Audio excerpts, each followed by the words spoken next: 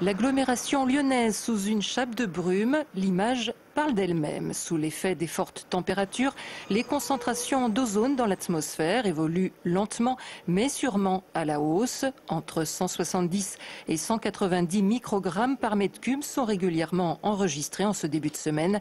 C'est beaucoup, mais le pire n'est pas encore atteint. Vous voyez qu'on a un vent du nord qui va emmener les masses d'air chargées de polluants de l'agglomération lyonnaise vers le sud et vers la vallée du Rhône.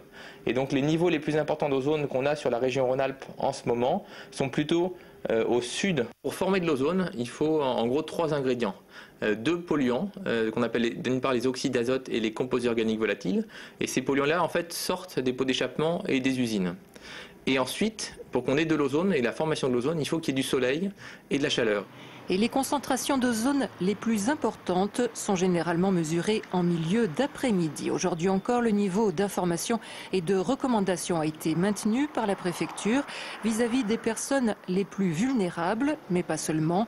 L'ozone est un gaz qui pénètre facilement dans les voies respiratoires et les enfants se retrouvent en première ligne. Chacun de nous, dans la journée, ventile 10 000 à 20 000 litres d'air, donc c'est considérable. Les enfants, eux, ventilent beaucoup, courent, n'arrêtent pas, et de ce fait, ils sont plus que les adultes souvent exposés à avoir les conséquences de la pollution.